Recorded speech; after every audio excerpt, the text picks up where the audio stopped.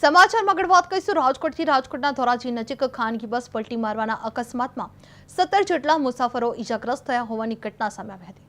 ઈજાગ્રસ્તોમાં દેવી પૂજક સમાજના શ્રમિક ભાઈઓ બહેનોનો સમાવેશ થાય છે, જેને સારવાર માટે તાત્કાલિક હોસ્પિટલ ખાતે ખસેડવામાં આવ્યા હતા। આ ઘટનાની જાણ થતાં પૂર્વ ધારાસભ્ય લલિત વસોયા હોસ્પિટલ પહોંચ્યા હતા અને ઈજાગ્રસ્તોની મુલાકાત પણ લીધી હતી।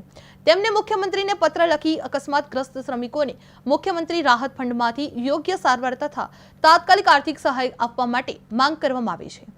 અકસ્માત બાદ વિસ્તારમાં ચિંતાનો માહોલ પણ જોવા મળી રહ્યો હતો, જે ધોરાજી પાસે ખાનગી બસ પલટી મારી હતી, જેમાં અકસ્માતમાં 17 મુસાફરો ઈજાગ્રસ્ત બન્યા હતા, જેમાં દેવી પૂજક સમાજના શ્રમિકો ઘાયલ થયા હતા, જેમાં લલિત વસોયા હોસ્પિટલ ખાતે પહોંચ્યા હતા અને તાત્કાલિક આર્થિક સહાય માટે પત્ર લખવામાં આવ્યો હતો।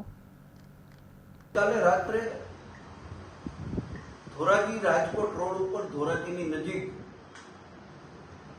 એક ખાનગી બસ પલટી મારતા ધોરાજીના દેવી પૂજક સમાજના 17 થી વધારે લોકો ઈજાગ્રસ્ત થયા છે। એમાં 3 લોકો ગંભીર છે। આ લોકો છૂટક મજૂરી અને પ્લાસ્ટિકનો કચરો વીણી અને પોતાનું ગુજરાન ચલાવવા વાળા પરિવારમાંથી છે।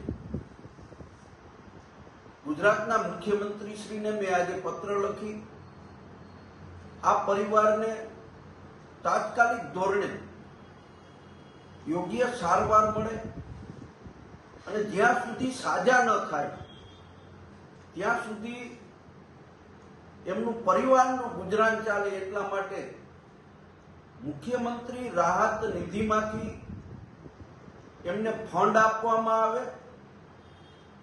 આ પત્ર મેં માનવતાના ધોરણે લખ્યો છે ને ગુજરાતના મુખ્યમંત્રી શ્રીને પણ માનવતાના ધોરણે આ ગરીબ પરિવારોને મદદ કરવા માટે અપીલ કરી છે અને આ જરૂર પડશે તો હું મુખ્યમંત્રી શ્રીને રૂબરૂ મળીને પણ આ પરિવારોને યોગ્ય સહાય